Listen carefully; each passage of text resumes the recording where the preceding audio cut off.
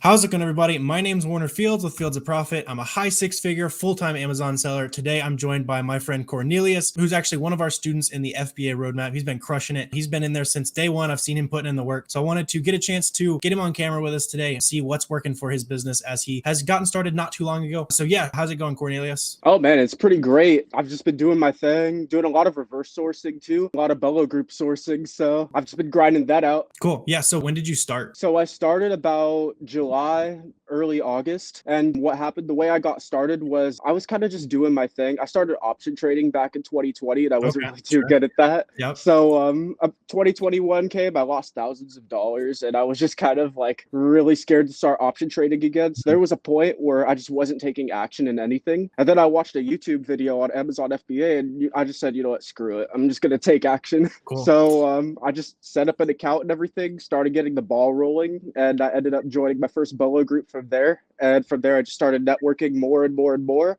And it just took off. Awesome. Yeah. And what are your monthly sales kind of looking like these days? Well, right now, I think I'm on track to do the biggest monthly sales this month, Awesome. thankfully. So I'm doing about, I'd say 17 to 18,000 right now in sales this month. That's awesome. And we're 20 days into April for not sure when the video is going to come out, but that's awesome. So you're almost at $1,000 a day so far right now? Yeah, almost. I'm really trying to get there, but it's been a pretty tough grind so far. Yeah, absolutely. And yeah, what kind of categories have you found like early success in? Really just a lot of low-hanging fruit. Like I've just been watching a lot of the SellerAmp reverse sourcing videos that you and Miles have been doing. And from there I've just been kind of just going through literally doing the exact same thing as you guys been doing, but just kind of throwing my own sauce on there, trying to really maximize discounts as much as possible. Yeah. And maximizing the discounts is what really has been helping me really pick all the low-hanging fruit and get an even better ROI. So Cool, like some leads, so like some leads for some people, they might be like, oh, this isn't profitable, or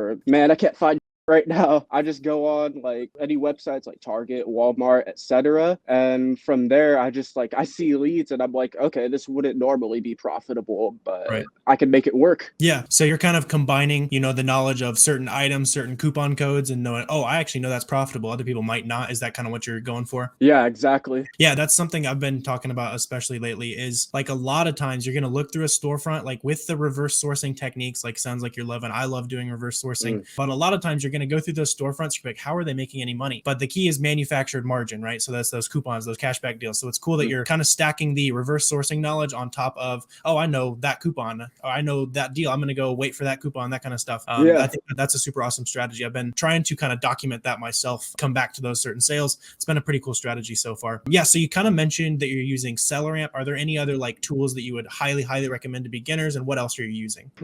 Any tools for beginners that I would really recommend using? I'd say SellerAmp, and then just looking for discounts, really. I mean, that's all there is to it. And then I'd say Bello groups from there as well. Go to Bello groups, find the leads that are profitable from Bello groups, and then reverse source those, and you'll literally just find a mountain. Like, there's literally one thing I've really learned about Bello groups, some of the sauce that I can share with that, is that some Bello groups are the same, where they'll literally buy a lead list from someone else, and then just put that lead list inside of their Bello group. And then from there, so I mean, depends on like how expensive or how cheap you want to buy it, or how much you want to pay to subscribe to a Bello group. I mean, for some Bello groups, you're literally going to be getting the same amount of value because they're just taking the lead list from other people that other people sell to them on Discord. So if you literally just reverse source one of those leads, you'll probably find ton, honestly. Yeah, I think that's probably the most effective way to use leads list. There might be a couple of you guys out here who want a leads list from myself and Miles. If you are not taking advantage of that strategy he's talking about, that probably just made you a whole bunch more money there. Yeah, just dig in using SellerAmp, doing reverse sourcing. If you need a tutorial on that, there's videos on that on the channel. But dig into the leads that we're providing you from the other Bello groups. Wherever you're getting those leads, if you are paying for leads, make sure you're diving into the other sellers, because while the leads that are on the list, there's a bunch of sellers seeing that, but there's not a bunch of sellers seeing the stuff that you're sourcing, right? And I'd imagine you've found that a lot of those items that you're kind of going out of your way for remain profitable a little bit longer. Is that true? Oh yeah, like there was literally one lead I've been selling since December, and I actually stumbled on it by accident, but it was a really profitable lead, and I didn't think it was at the time because, like I said, like I didn't know about all the discounts and stuff. But yeah,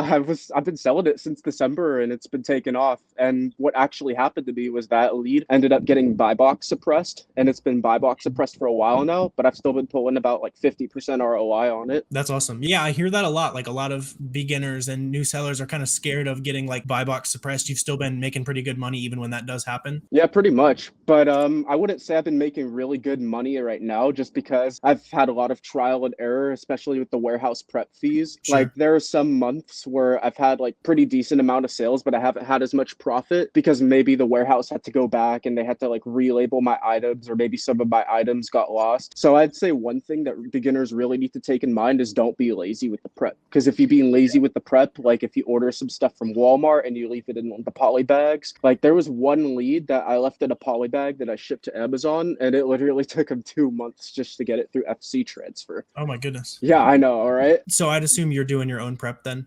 For now, I'm really trying to get into a prep center, so I haven't been spending any money the past this week and last week. I've been really just trying to push for a prep center so I could be like you and just go wherever I want and source items.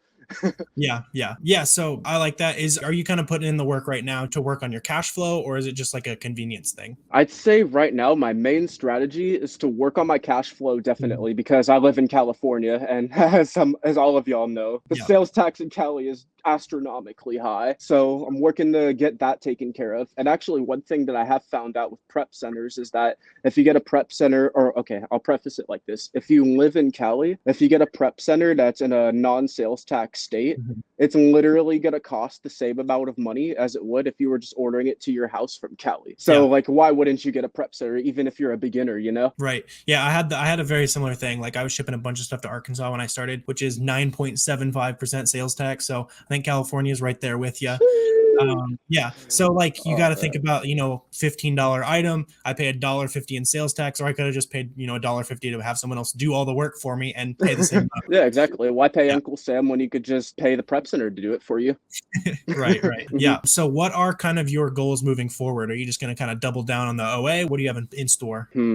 Okay. So I got some short-term goals and some long-term goals. Yeah. Let's hear it. All right. My short-term goals is to really just crush OA, maybe get into a bit of wholesale and kind of just work from there. Definitely get a prep center too. If I get a prep center, I'm gonna go brazy with it. Just buy left and right. But yeah, I want to get a prep center, and I want to be able to scale easily from 20 to 50,000 a month. And that's when I'm probably going to go into more wholesale and private label once I have a lot more cash to throw away, as you can say. Sure.